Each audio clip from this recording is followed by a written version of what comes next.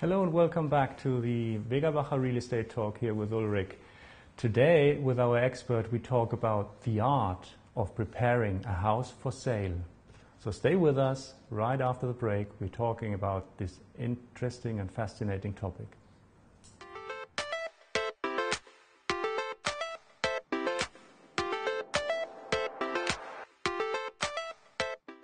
When you think about selling a property here in the Vega Baja area, or in general, there are certain things you have to keep in mind. Have to know about the taxes, we've talked about all that. You have to know about prices, we have talked about that. But you also want to make sure that you want to achieve the best price possible. That's what every seller wants to achieve, don't you? So you want to prepare the house the best possible way. There's no way to achieve the best price if the property is not in its best conditions. And today with our expert we talk about this fascinating topic which many of us know and many don't. It's home staging, or also known as the art of preparing a home for sale. And with me on the stage is the owner of Bloom Home Staging here in Torrevieja, Mrs. Karen Manzanas. Good morning, Karen. Good morning, Ulrich. Home staging, it's a topic, or it's a theme that brought over from the United States years ago. But what can we really understand with the words home staging? Well, home staging, as you said, is preparing the property for sale, making it as attractive as possible for the buyers.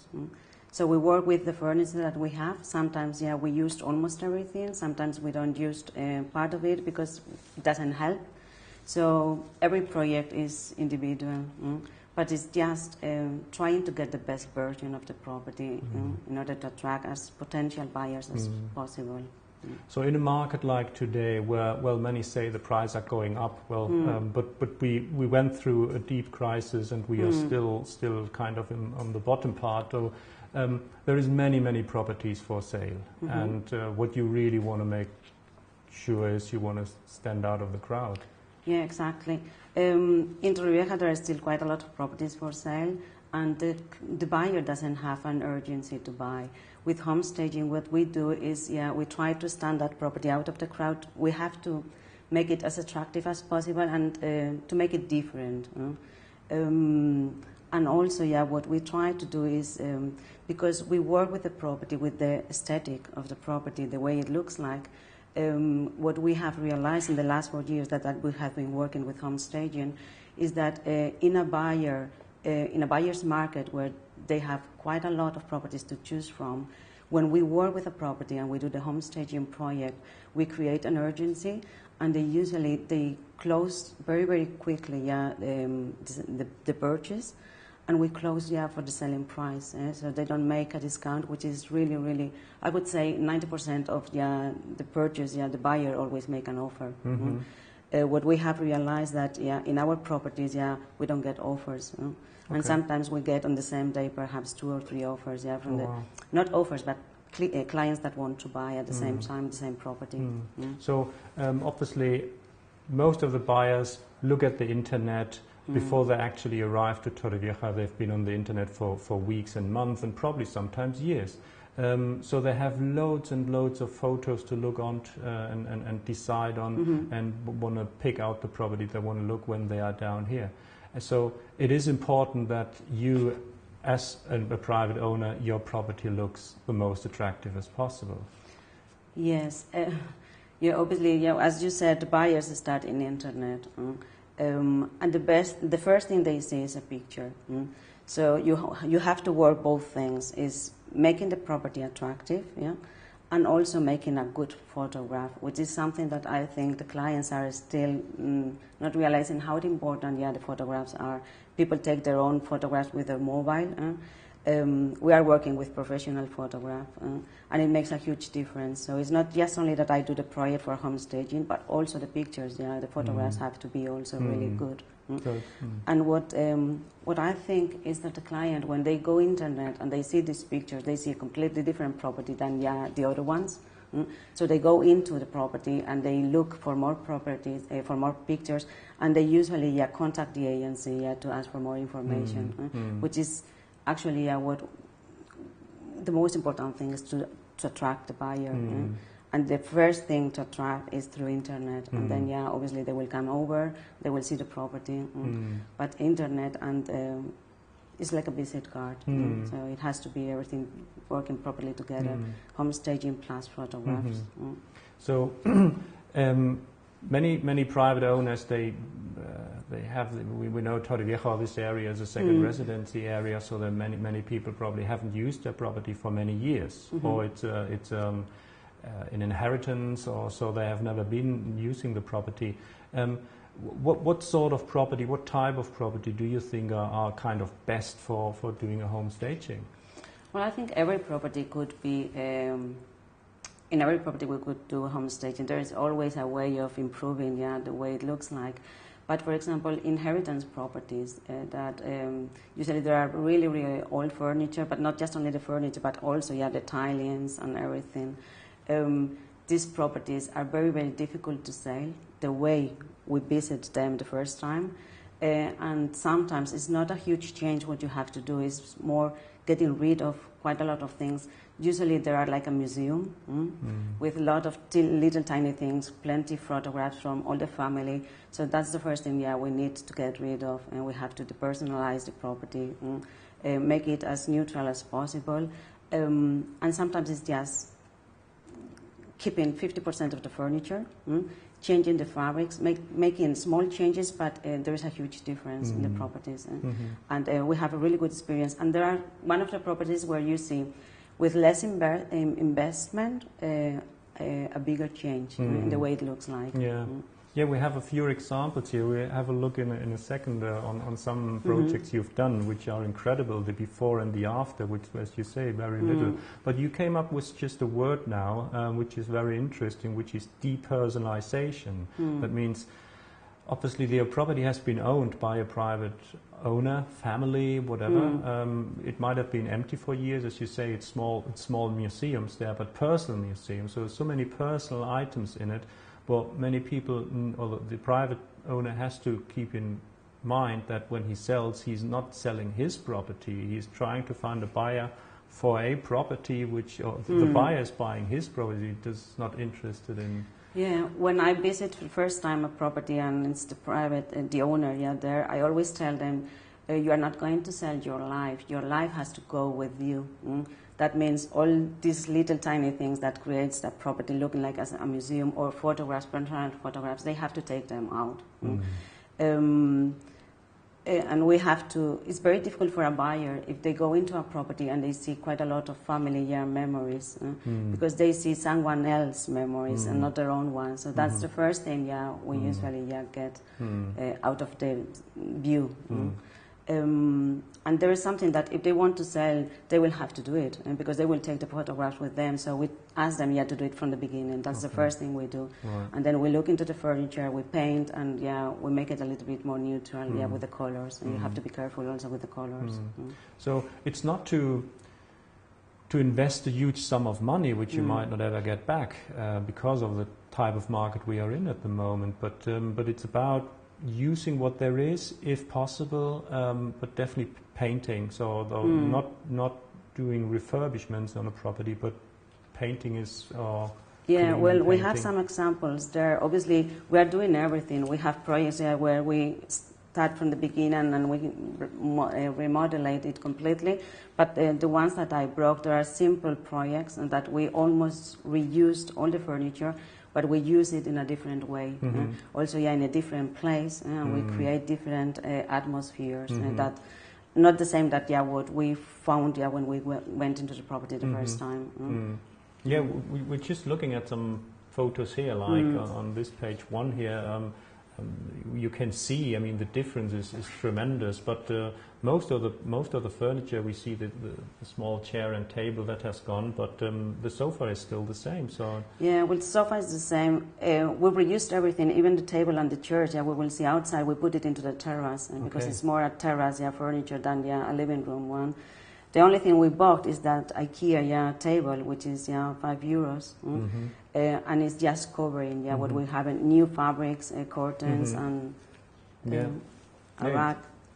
You can see it from a different angle on page 2 here, but it really, you put some nice curtains on it and it makes all the difference, doesn't it? Yeah, also we paint the front of where the TV is, and it makes also a huge difference. We make it a little bit, we try also to light the property, and sometimes the properties, they don't have enough light, although this property was a second floor and it was very sunny. But it was dark furniture, so we tried to put a clear one. It looks always cleaner, nicer. Yeah. Is it, as I mentioned before, the private owner sometimes thinks, okay, I can do this myself. So he or she, in particular, she starts decorating her property. What's the main difference between decoration and home staging? Decoration is following your taste. So what do I like, and then I put the way I like it. Home staging is thinking about who is going to buy the property. You don't know, so it has to look as attractive as possible for almost everyone. So that's why we use very neutral colors, white or very dark, very low yellow or cream color, and also with the fabrics. Yeah, you can see sometimes you have to put some colors in, like here on page 4 on this example, you put some colors in just to make it a bit more attractive in a certain way, but still you keep kind of neutral color schemes, so it really tries to attract as many people as possible to it. The basic thing has to be neutral, then you could have a point where to focus on. Sometimes we use it when we go to very old properties and the tiles are 30 years or 40 years old, then we try to put a focus point so the people look into that and they don't see the other things. It's like the makeup. When you make up yourself, now you have to see, okay, what is my best thing, my eyes, then that's the focus. And in the properties we try to find also that points. Well, it could be the chimney, it could be the terrace.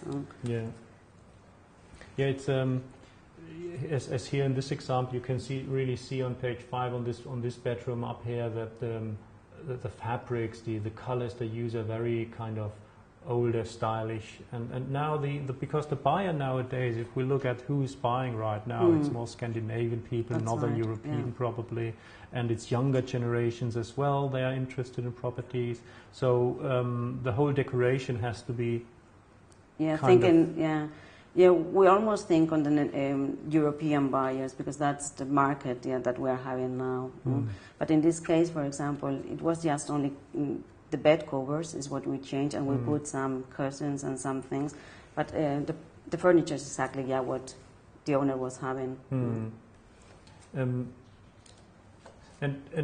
sometimes you have cases where you come and the owner just says, well, I don't have any furniture in the property, so you have to put all the furniture in, which is obviously reflected in the cost, but you have to keep the costs down. So how do you deal with an empty property? Yeah, well, we have different options. First of all, the buyer, the seller has to realize that it's very difficult for the buyer to see the spaces they are not used to. So if they find an empty property, it's not attractive. It's not attractive on the internet because it's just an empty room. And the most important thing is internet, because that's the starting point from the selling process. So you have to put, I always recommend to put furniture. There are clients that they want to invest in new furniture, and we're using quite a lot of Scandinavian modern furniture, and it makes like a showroom within a resale property. And it makes a huge difference because there is no other similar properties resale properties with that type of furniture, so they sell very, very quick. Obviously it's an investment, but they will get it back. They always get it back. From our last 4 years we have our statistics, and there is no property where they have invested money and they didn't get it back. But also what we offer, and we just sold last week one property, is cardboard furniture. It's there's some example. Yeah, that's an example. The property was an empty property. It's not a very attractive area where the property is, and it was completely empty. So we decided, we spoke with the seller. He didn't want to invest much money, so I suggest him, instead of putting real furniture, we could do it with cardboard. It looks, so you have to tell the client, because if you see the picture in the internet, it doesn't look like it's a cardboard furniture. So when we visit the property, we have to tell the buyer not to sit on the sofa, because even once they are in the property, they don't realize it's cardboard. But it's amazing. It gives you at least it gives you reference points. Also, not only on the photo, but later on when you walk in, it gives you reference points because the furniture are cardboard, but they are real sizes. Aren't they? It's the same size as standard sizes. For beds or for sofas. What you could buy on a furniture shop. The good thing also, when you furnish a property, is that not only that it looks nicer in the picture, but you are able to create emotions on a property that is empty at the beginning, and we buy through emotions. So that's what with the home staging, that's the main thing that we try to do. So we have to create the wish to be in that property, or we have to create the atmosphere so the buyer think, oh, yes, I feel like being there. That could be my property. I think I will feel as part of me.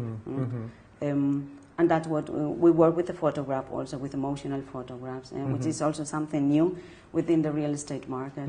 It's not just only in the living room, but also what could be done at that living room, terrace, balconies, and so that's something that we are working into it also. Okay. Yeah, as you said, the selling process is an emotional process when it comes to selling a property which you have owned for 30 years or 20 years or whatever you've spent time in there, nice time, family time.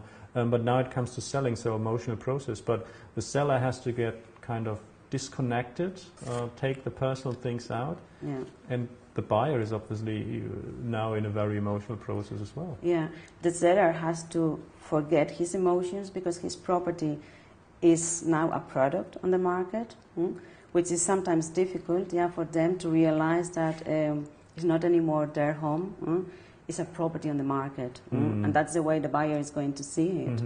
And then with the home staging, we have to create an emotion for the buyer.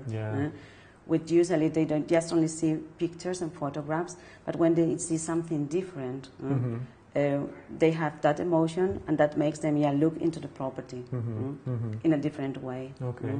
And they see that property as it could be my property.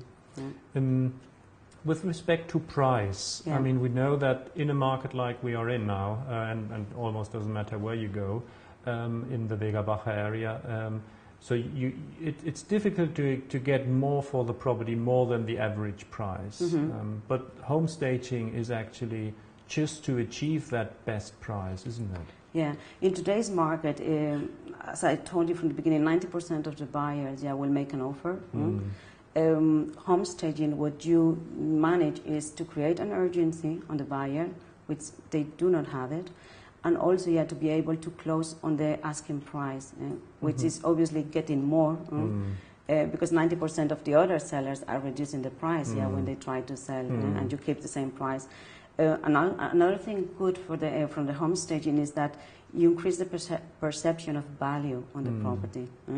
Sometimes it's not the price, but the value. The client has to see value on the property. Sometimes they don't go only for the price. So price and value is a different concept. We buy depending on the value we see, not depending on the price. It has to be the right price, but the value has to be higher because it's more related with emotions. Okay, and so what you say, the opposite of a home stage property is like, for example, a bank repossessed property, which is probably fully empty, and so we say, wonder, well, why is it sold so cheaply? Yeah. Well, bank repossessions, obviously, people, leave the properties in a really bad condition. We have clients that are investing in that type of properties, and we do the home staging, in that property. Sometimes it's also the kitchen, and then buying completely new furniture. But we have to create on a repossession property a resale property as a showroom if they want to sell it again. So, but there is a huge difference because between resale property and a repossession property. Also, the price is lower, but the investment also is higher on a repossession property. Okay. We've seen many examples now here, and give us a few ideas about the time on the market for a property that's probably been. Do you have some examples from the past where you could say, well, it's taken that long, takes that long? With Bloom Home Staging, we have been working in the last 4 years, so I have statistics from all the projects that we have been working in. The standard selling time for a property in the last 4 years, yeah, could be around 6 months. With homestaging, we have properties that they have been sold within 1 hour. So it was an open house event.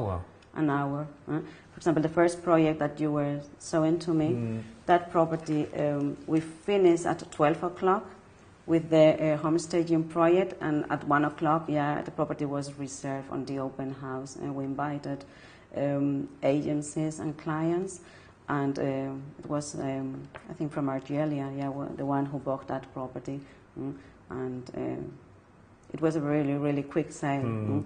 But the standard thing is that, you could reduce at least 75% of the selling time. So it's, we have very few cases of properties where we did the homestaging and it wasn't sold in less than 1 month. Okay, wow. So in a market like today, where it's still, prices are slowly but surely recovering, but on a very, very low scale. But if you are in a situation as a private seller and where you need to sell or you want to sell quickly because you just want to move on in life, and you say, well, what can I do to get that price, to get a good price for it, but be able to move on? There's no way to get around home staging then. Well, from our statistics, every property sells much quicker and for a better price. If I go also to properties that there was no homestaging done, the average closing price is 5% less than the asking price. In homestaging, is almost 100%. Some of the properties, for example, the second project that you have there, because of the type of property, it was a penthouse, a very sunny penthouse, a corner penthouse with 60 square meters, which is a unique property.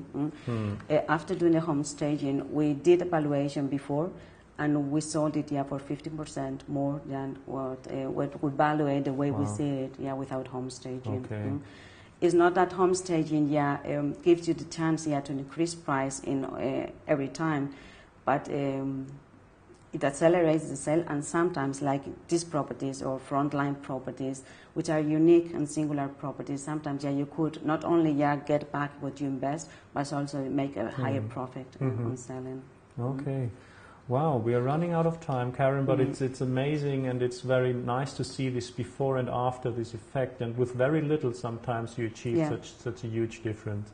Okay, thank you ever so much for being with us today, and I hope we see you more often on the program, because it is a very interesting topic, and I know many people are interested back home and seeing more examples, and let's see whether we can come up with more real examples in the future.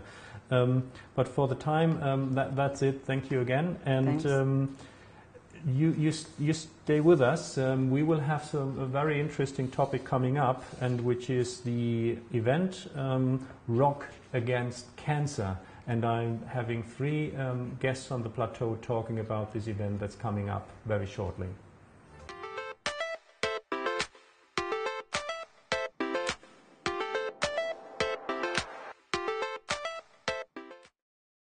Hello and welcome back here after the break at the Vega Baja Real Estate Talk with Ulrich. And now we're going to our lifestyle part of the program. And as I said before, it's a very interesting topic, and it's a very important topic too. It's the event coming up very shortly in June, the Rock Against Cancer event. And here with me on the plateau are 2 of the organizers, and it's Neil White, the organizer of the event, and he is also the owner of Monroe's Rock Cafe. Hello, Neil. Good afternoon. And it's Janet Figueroa, member of the organizing committee as well. Hello, Janet. Hi. And it's also with us a very important person for this event being able to take place. And today with us is Carmen Morate. She is the councillor in the Torrevieja Town Hall and responsible for charity organizations, volunteering, foreign citizenship like immigration and integration, relationships with the European Union, and animal protection as well. Hello. Hi. Hello, Carmen. Neil, first of all, this Rock Against Cancer concert, is it the first time that's coming? Have you done it before or in recent years? This is actually the second event that we're holding in La Calle Apollo. Many years ago, I did the first event in Eres de la Sal, around about 8 years ago. which was also in collaboration with one of our anniversaries from the pub, which it went very well. 2 years ago in 2015, the Rock Against Cancer event was phenomenal. We had some great support. There was almost 1,000 people that arrived. Wow. Everyone had a good time. It's a family event. There's children's, paint the children's faces. There's other things going on throughout the day. There's raffles. Okay. There's non-stop sort of things happening throughout the whole day. So it's a good family event. But with that, as I say, 2015 was a great, great year. And so we're hoping that this year will even be better. Okay, that's perfect. So that's what we can expect, Janet. So it is not just rock concert, it's just loud music or rock music. It's also it's there are many activities. We have a local artist, Israel Nicolas. He's gonna do a art workshop with children to create awareness about, cancer, how to prevent it, etc. And also the staff from SIAG, the Youth Council, and they are going to do a face painting as well, and we are going to have a lot of activities for the children, art craft, face painting, etc. Okay, so it's a huge event, and it is on June the 10th, so it's still a few weeks to go. A few weeks to go, yeah. Lots of preparation going into that, I guess, Neil. Where are you right now? So all the bands are defined? Is there how many rock bands can we expect? Well, more or less all the bands are defined. There is still one more space open that because after the party in the street more or less sort of starts closing down, which will be at 12 o'clock. We can carry on inside the pub, and there's going to be just more or less 2 more concerts inside until the end of the evening. And there's still one very special place open, which will be the finishing act. Oh, wow. And we're kind of looking, and we're also kind of awaiting news because we really want to sort of go out with a bang, if that makes sense. Okay, So if anyone's out there and they've got a tribute band, for instance, like to AC/DC or something like that, please get in contact with me, okay? Okay. Everybody knows you, Neil, down in Torrevieja here in the Vega Baja, really. It's a shame, I know. For the good and for the bad, I guess. Exactly. But obviously, everybody knows Monroe's Rock Cafe, and so you are related. How long are you here, Neil? How long are you? 28 years. Gosh, that's a lifetime, isn't it? Almost. Yeah. And it is not only a rock concert as any other. It is a rock against cancer.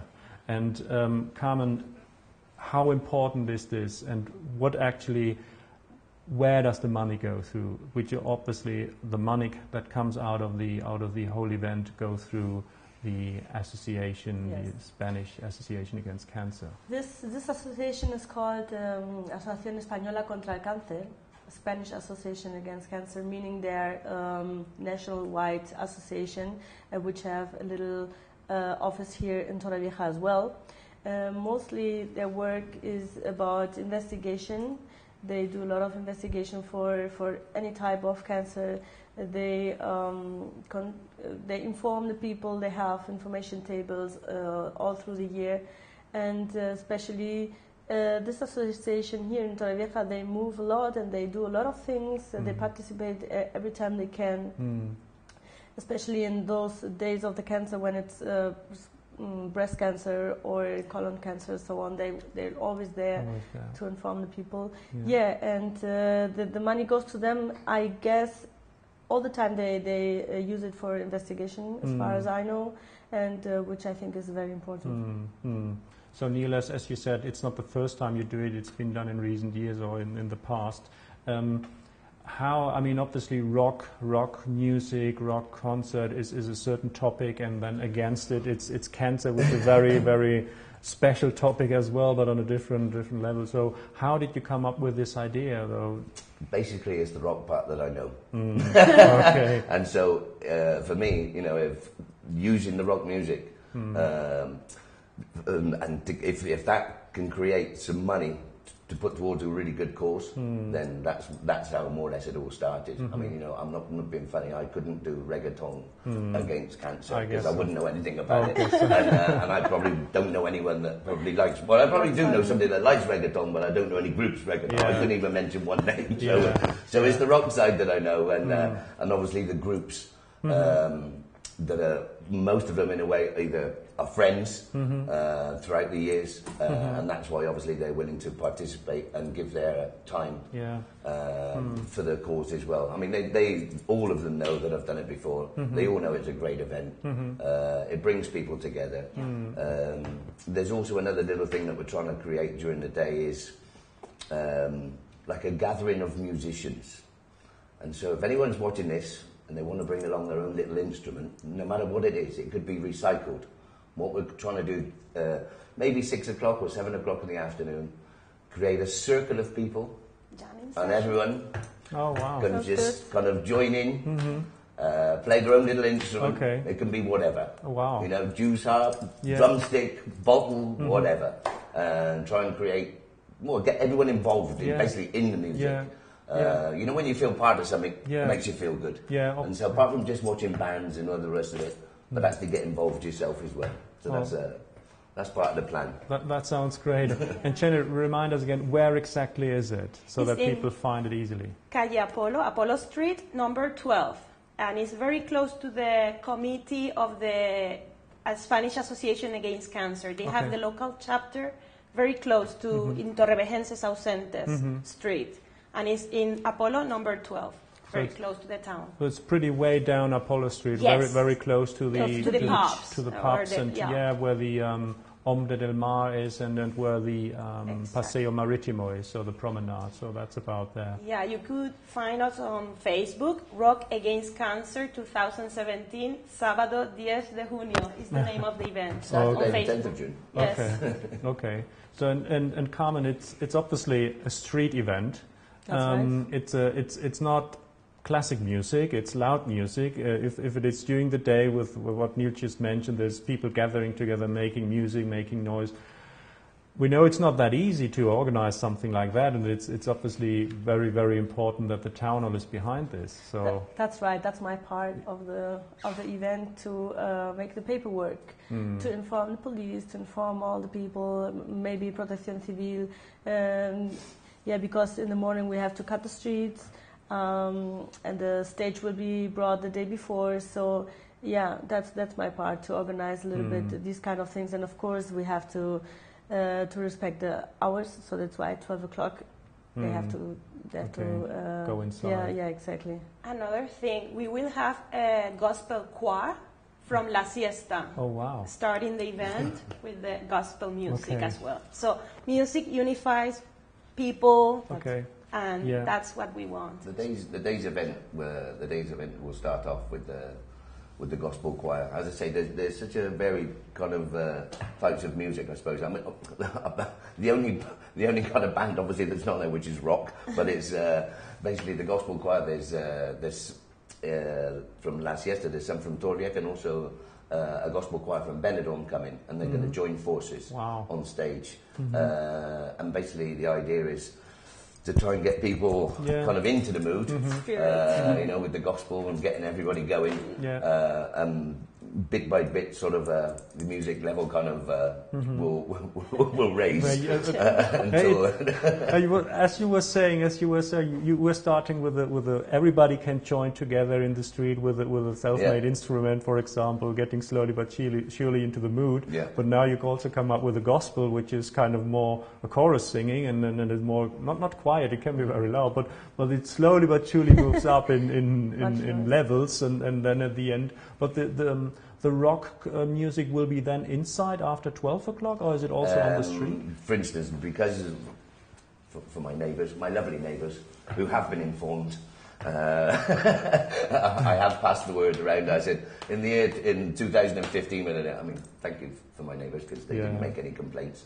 As I say, in the event, I think because they were informed what the event was for, kind of all my neighbours as well were in agreement more or less of we'll accept the noise because yes, it's for a good cause, you know. And the same for this year. Basically, they have been informed, and so hopefully we won't get problems with that. But when we basically have to close the concerts down in the street at 12. People that are still around can also join in inside the pub for a couple of hours more. And so, Janet, if somebody says, "Oh, I like the idea," obviously, probably some people have family members or friends or relatives that have probably affected by cancer or whatever, or even not. So, how can they participate? So, how can you get the money? We will have raffles, auctions of many prices, you know.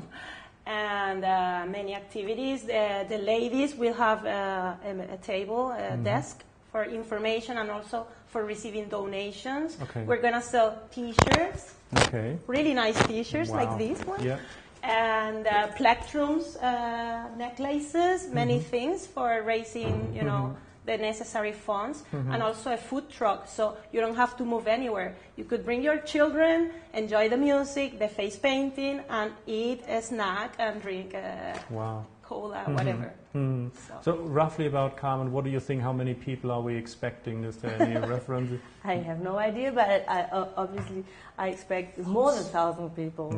Yes, because we have to spread the word, and it's very important. And not as you just said, not only those people who have family members or who have been affected themselves by cancer, but everybody should just come and enjoy because we have many things to do. And at the same time, we create a little bit of how you say ambiente, atmosphere in the street at Torrevieja on Saturdays in the afternoon. If you walk by, you see that there are not many people. So and Neil, you didn't say anything about these musicians who are going through the street, the samba. Yes, I like that. Yeah, you like that. To gather a little bit more awareness for the day. There is a band, a samba band. See, we have a bit of everything. There's going to be a samba band that will be walking along the seafront area from Vista Alegre to Playa de Clora, playing their tom-bombs and playing everything else and creating a bit of noise, obviously, to cause attention, more or less to follow the band all the way to the event. Oh, right, great. So they're going to be walking up and down the seafront, getting an attention, like follow us. Oh, so that's like another little string to our bow. Okay. Anyway, when we're on with regards to what people can do, I just want to throw in everyone out there that's watching. What we still need is a lot of support. There's been a lot of hard work put into it so far. People can donate on the day into the little money boxes that are around. I mean, you're going to enjoy a free day of music. So, you know, a little help. You know, whatever you can possibly afford to put into the pot. But if there's anybody out there, for instance, that wants to make a slightly larger donation, etc., even if you have a business, then we can use your business name, publicity. We can, you know, spread that throughout the Facebook pages, etc., to be put onto the posters, etc. So, and also maybe something you have that can go into the raffles. As I say, it can in a way be anything, but we're still looking for a lot of support. Yeah. It is important to participate, to make it big, to make it a success, and to make it repeating every year, hopefully. The more we kind of receive, obviously, the more money goes towards the cause, you know. Yeah. I mean, in 2015, more or less, we ended up giving to the AECC, if I'm allowed to say, like 4,000 euros. Wow. And, you know, that's a lot of money. Let's make it 5. Yeah, and exactly. Yeah, let's move up the ladder and make it 5,000 euro at least this time, and hopefully a little bit more. You know. Okay, so put in your diary 10th of June, Saturday, from 5 p.m. afternoon, a day to remember. Yes. A day to remember, and definitely music against cancer, rock against cancer. thank you ever so much for being here today, and I wish you all the very best. And everybody that wants to join, everybody wants to come along on the day or before already, get in contact with Neil, Janet, and probably Carmen as well for this beautiful and so important event. Just very quickly, there's some more events coming up within the next couple of days. It's the 15th of May, the National Day of Norway. There's a procession going on, starting from the Ombre del Mar down on the seafront, and they're finishing, as far as I know, in the Royal Club Nautico in Torrevieja. Very, very big for the Norwegians. And there is, from the 15th to the 18th of May, there is the fashion, food, lifestyle exhibition of Vibes. We had the women here a couple of episodes ago. It is in the Fontana Hotel, and it's women in business here in Spain. So from the 15th of May to the 18th of May. That's it for today. Thank you for watching, and I'll be back next week with more news, more guests, and more experts on the real estate talk here at the Vega Baja. Thank you very much, and bye for now.